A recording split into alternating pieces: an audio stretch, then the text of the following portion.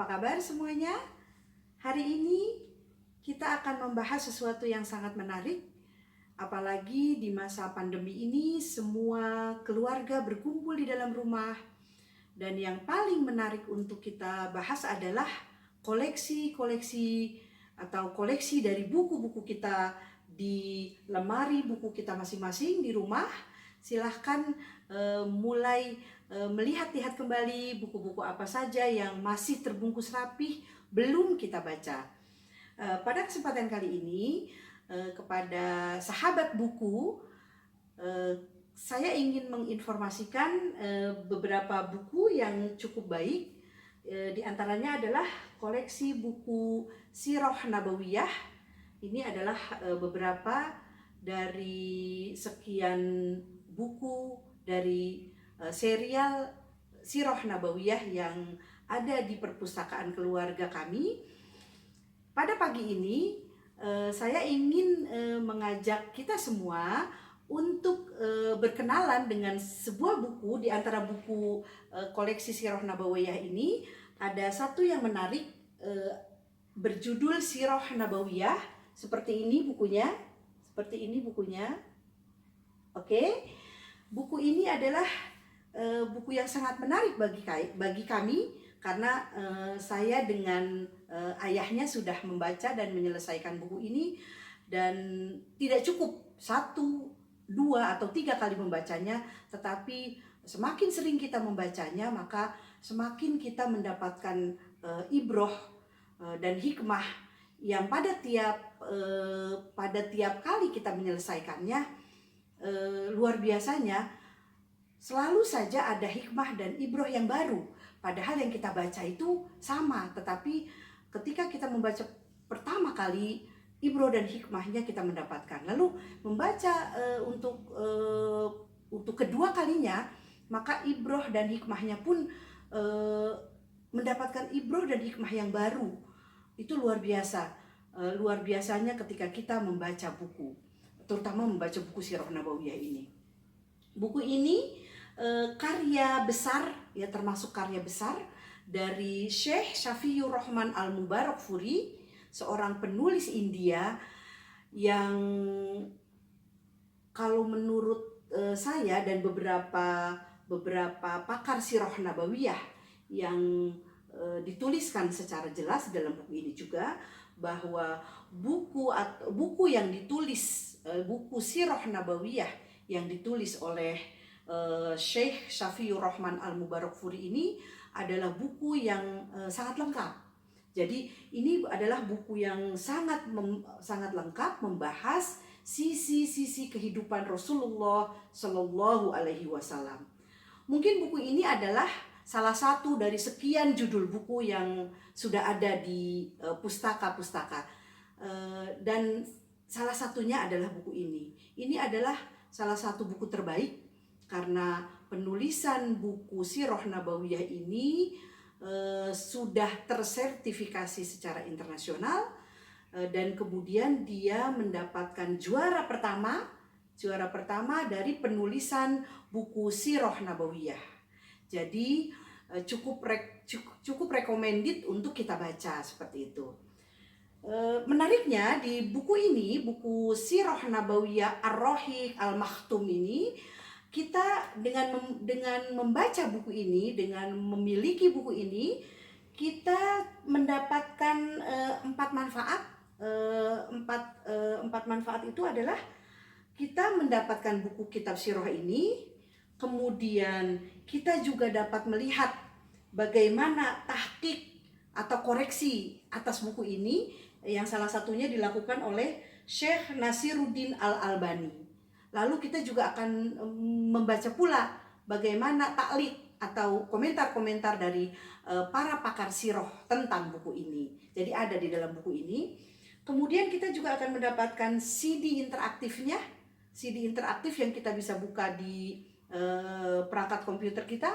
Maka di situ akan ada periodisasi dari mulai sebelum kenabian sampai wafatnya beliau. Lalu kita juga akan mendapatkan peta. Jadi peta di zaman Rasulullah Shallallahu Alaihi Wasallam. Jadi ada 4 keuntungan yang kita dapatkan dari buku ini.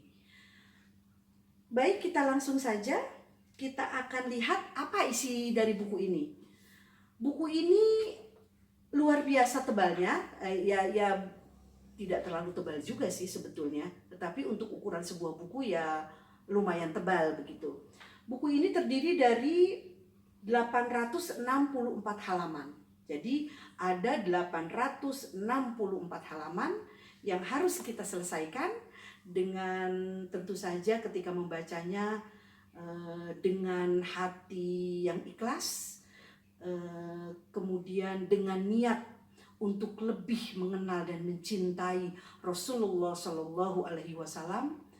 Lalu kita juga harus tahu bahwa sebagai Muslim tentu saja kita harus mengenali secara dekat, mengenali secara dalam bagaimana Muhammad Rasulullah Shallallahu Alaihi Wasallam, Nabiullah Rasulullah yang diutus oleh Allah Subhanahu wa Ta'ala, menjadi role model hidup dan kehidupan manusia, seluruh manusia di muka bumi. Maka tentu alangkah ruginya ketika semasa hidup tidak satupun buku kita hatamkan, tidak satupun buku yang kita baca yang berkaitan dengan bagaimana kehidupan Rasulullah Shallallahu Alaihi Wasallam. Karena biar bagaimanapun juga Rasulullah Shallallahu Alaihi Wasallam adalah sosok di mana firman-firman Allah diaktualisasikan melalui apa? Melalui kehidupan beliau secara komprehensif. Karena sebagai Muslim ada 2 hal yang harus kita pegang. Yang pertama adalah Al-Quran dan yang kedua adalah sunnah. Dan sunnah ini tidak bisa dilepaskan dari sosok Rasulullah Shallallahu Alaihi Wasallam. Sehingga ketika kita mengamalkan sunnah-sunnah Rasulullah Shallallahu Alaihi Wasallam, maka kita tidak pernah terlepas dari kontekstualnya. Bagaimana firman itu turun, pada konteks yang bagaimana, pada situasi yang bagaimana, dan pada kondisi yang bagaimana. Kita lihat di dalamnya buku ini. Buku ini kertasnya putih bersih, sehingga ketika membaca cukup enak, tidak melelahkan mata kita, tidak lelah mata kita ketika membacanya, karena backgroundnya putih. Kemudian huruf-hurufnya juga huruf yang tidak membuat mata kita cepat lelah maksudnya. Kita lihat di dalam buku ini. Buku ini terbagi menjadi beberapa bab yang dituliskan secara runtut sesuai dengan tahun-tahun berjalan. Seperti itu. Jadi buku itu ditulis secara runtut. Buku ini dimulai dari bagaimana dipotret, bagaimana dikisahkan, bagaimana dipaparkan lewat fakta-fakta sejarah kondisi bangsa Arab jauh sebelum diutusnya Rasulullah. Di sini ada dijelaskan tentang letak geografis Arab dan kondisi penduduknya. Jadi di sana kita akan tahu bagaimana letak geografis Arab pada saat itu, kemudian bagaimana kondisi penduduknya. Lalu dituliskan pula di sana, dijelaskan secara menarik tentang kekuasaan dan emirat di kalangan bangsa Arab. Lalu kaitannya dengan raja-raja yang hidup pada masa itu.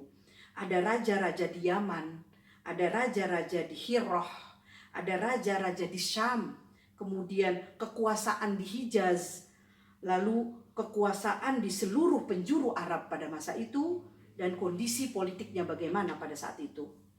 Lalu diceritakan pula bagaimana agama bangsa Arab pada saat itu, pada saat sebelum Rasulullah lahir. Kemudian dipotret pula gambaran masyarakat Arab jahiliyah. Jadi di dalam buku ini kita akan melihat gambaran masyarakat Arab jahiliyah secara sosial, secara ekonomi, dan secara moral. Diceritakan secara menarik di dalam buku ini. Lalu di sana juga dituliskan secara jelas nasab dan keluarga Nabi. Jadi kita akan diperkenalkan kepada nasab dan keluarga Nabi sehingga menjadi jelas bagi kita nasabnya dari mulai Rasulullah sampai dengan bersambung kepada Nabi Adam alaihissalam. Kemudian buku ini juga menceritakan tentang kisah kelahiran dan 40 tahun sebelum kenabian. Maka kita akan membaca fakta-fakta sejarah apa saja yang terjadi pada saat itu. Kemudian dijelaskan di buku ini bagaimana kondisinya ketika di bawah naungan kenabian dan kerasulan itu.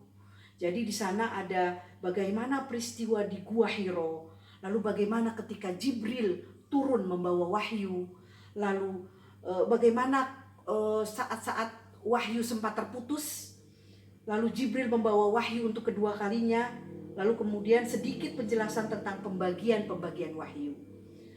Lalu di buku ini juga ditulis tentang perintah melaksanakan dakwah kepada Allah dan materi-materi dakwah. Jadi Syekh Safiur Rahman Al-Mubarakfuri itu juga menuliskan bagaimana klasifikasi materi dakwah sesuai dengan zaman, sesuai dengan periodenya. Karena ini kaitannya dengan materi dakwah, Syekh Safiur Rahman Al-Mubarakfuri dalam Ar-Rahiq Al-Maktum ini menuliskan 3 tahapan dalam kaitannya dengan periodisasi dakwah dan materi dakwah.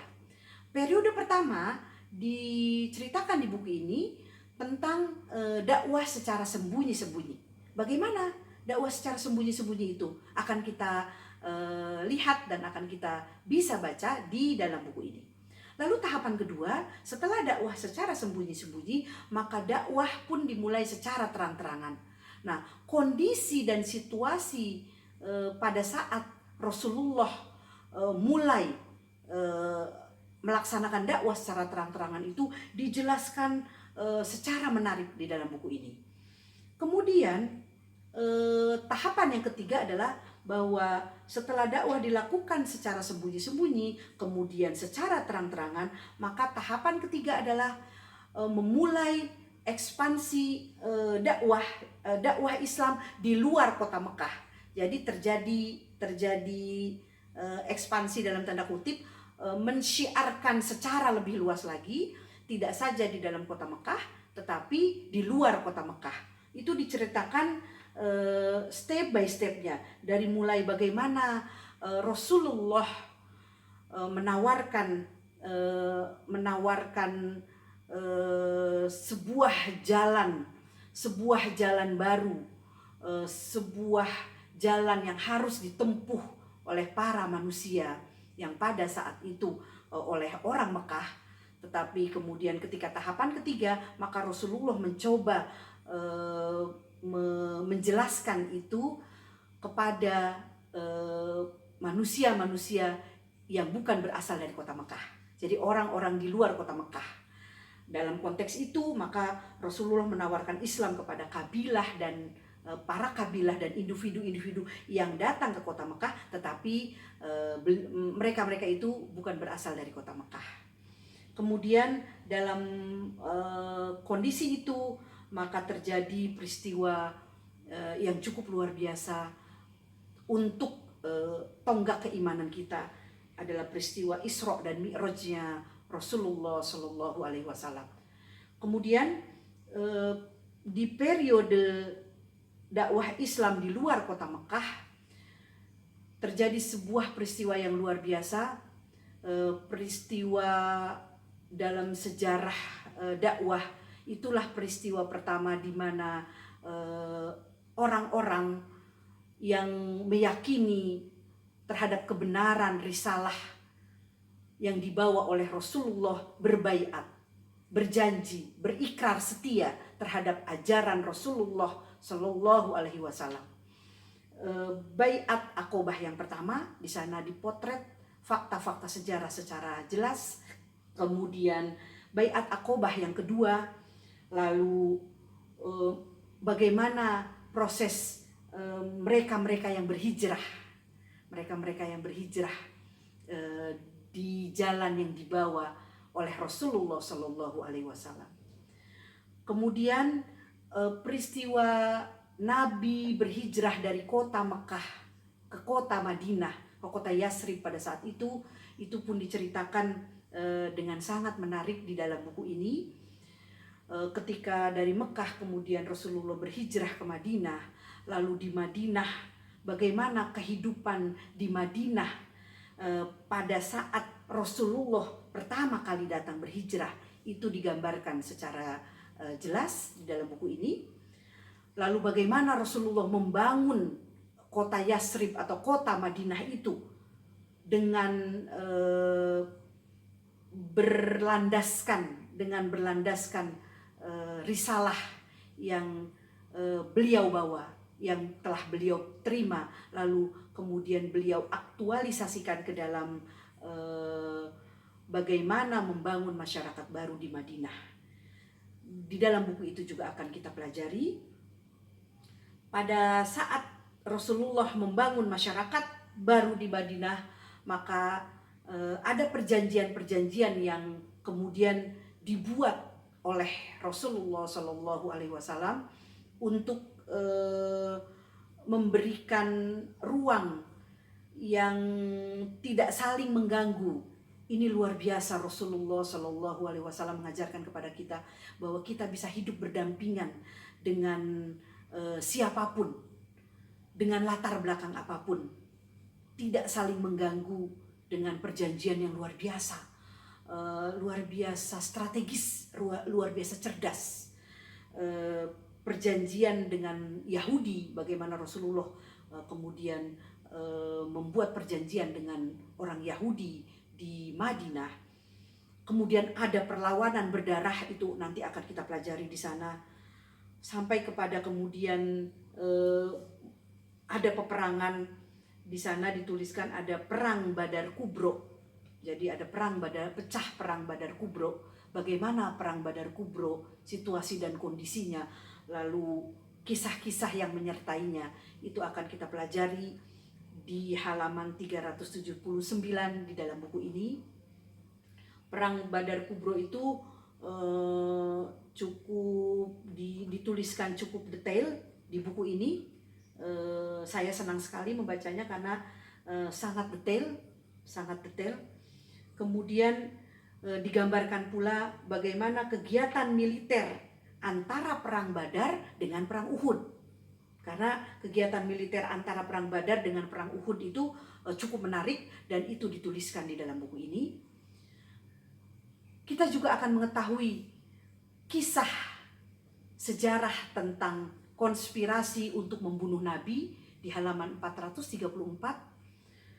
Di sana juga kita akan melihat, memotret fakta-fakta sejarah tentang perang Bani Qoinuqa, ya, perang Bani Qoinuqa. Selanjutnya setelah perang Badar Kubro, maka pecah perang Bani Qoinuqa. Nanti kita akan pelajari di halaman 438. Lalu perang Uhud, nah ini yang menarik.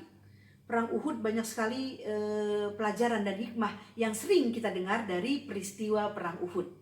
Nanti di dalam buku ini kita akan secara detail mempelajarinya.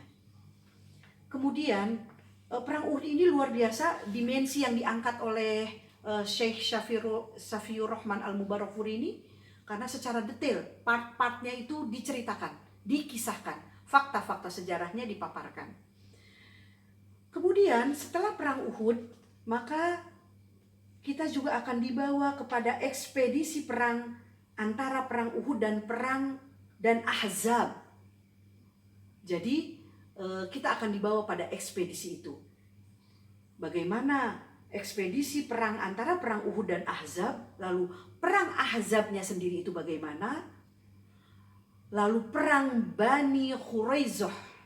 Jadi kita juga akan dibawa kepada situasi perang Bani Quraisyah, bagaimana situasinya dan kondisinya pada saat itu. Lalu kita juga akan melihat dan memahami bagaimana kegiatan militer setelah perang Bani Quraisyah. Dituliskan juga di dalam buku ini di halaman 572. Lalu kita kemudian menuju peperangan Bani Mustaliq atau perang Al-Muraisi, yaitu bisa kita pelajari di halaman 581. Lalu kita juga sekarang paham setelah membaca buku ini, oh ternyata pengiriman pasukan sesudah perang Muraisi itu seperti ini. Itu ada di dalam buku ini.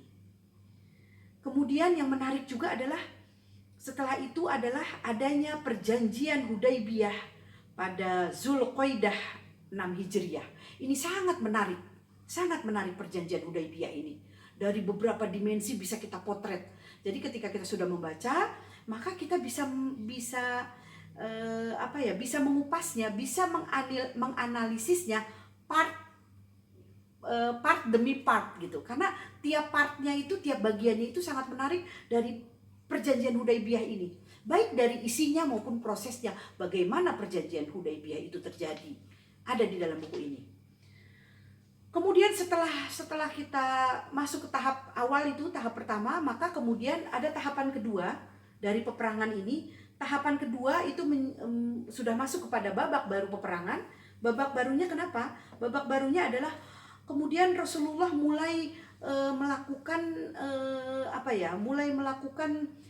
komunikasi internasional. Komunikasi internasional secara formal. Maka di sini di dalam buku ini dipaparkan bagaimana Rasulullah mengirim surat ke beberapa raja.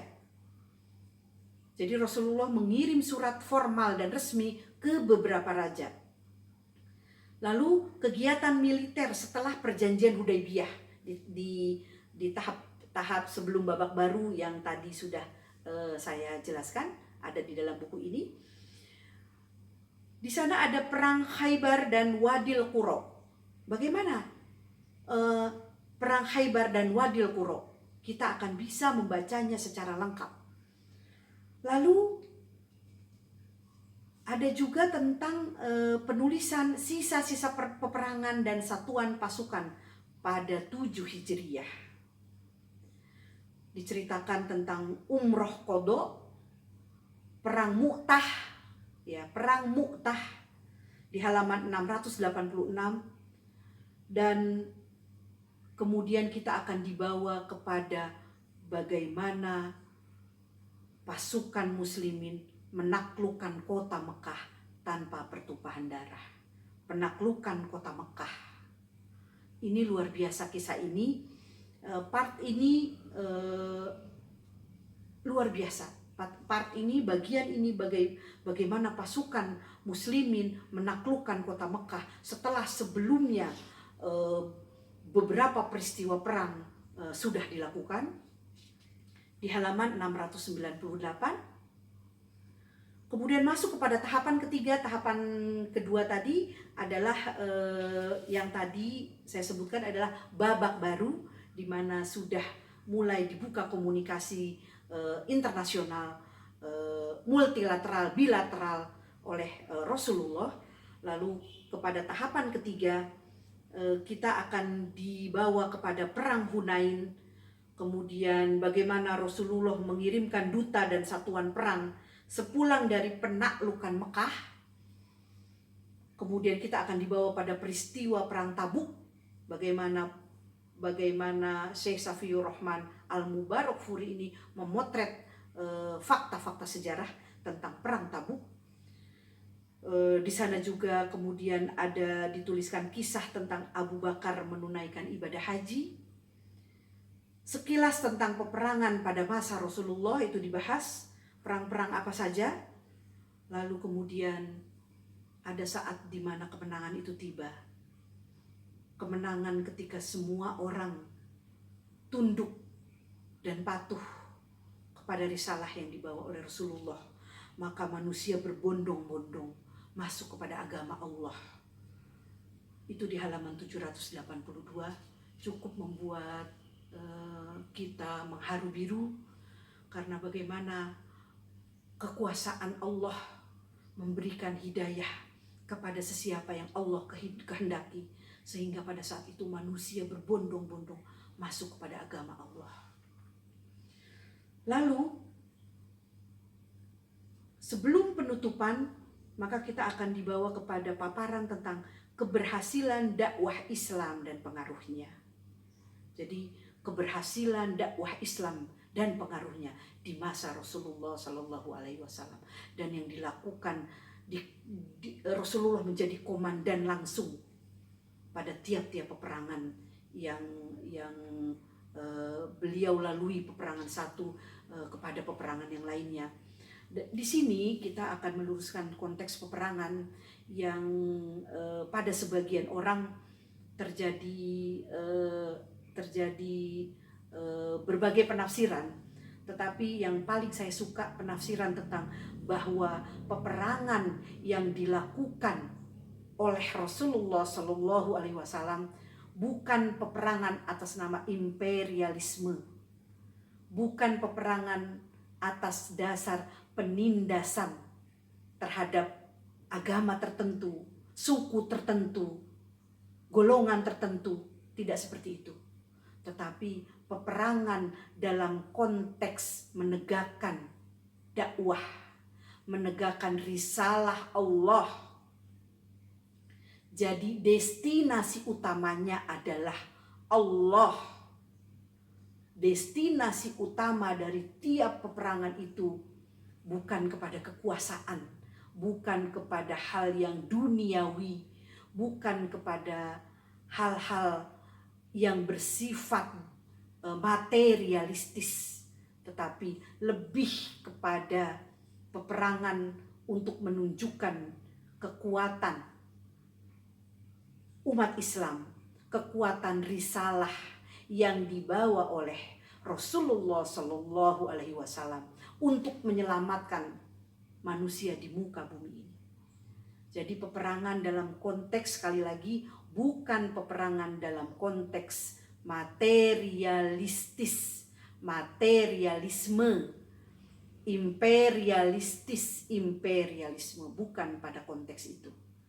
Dan kita akan setuju tentang hal itu ketika kita kemudian menamatkan buku ini, lalu kita akan bisa studi banding kepada buku-buku yang lainnya.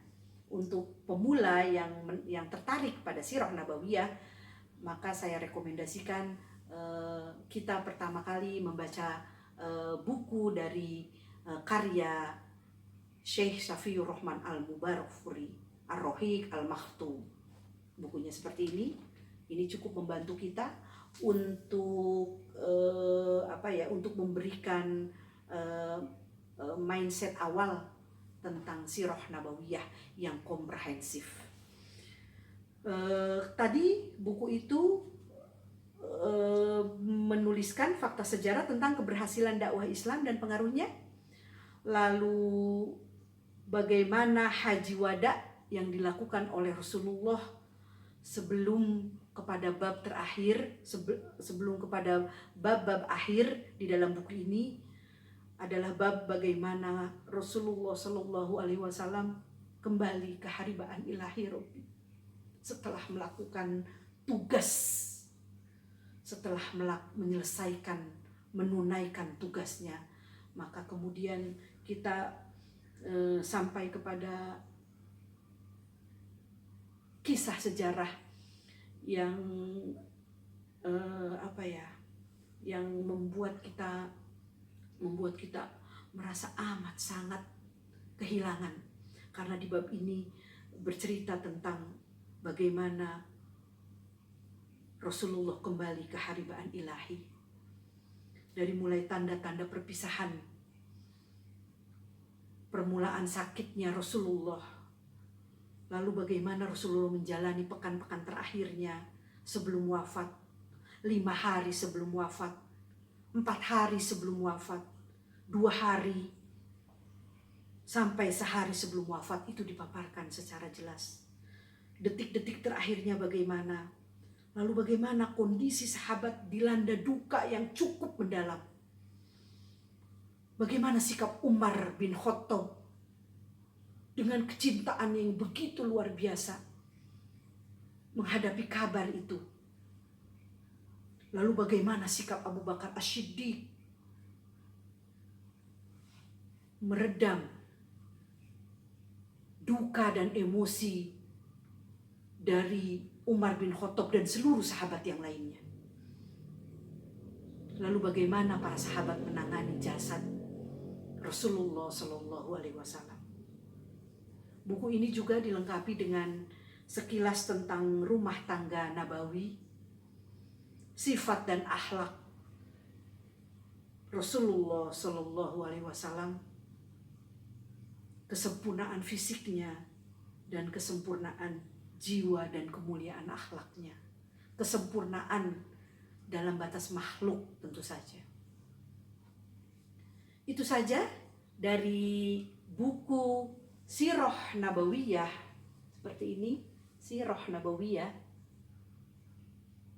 terbitan Ummul Qura, bisa kita miliki, dan buku ini tersebar di seluruh toko buku secara offline maupun online.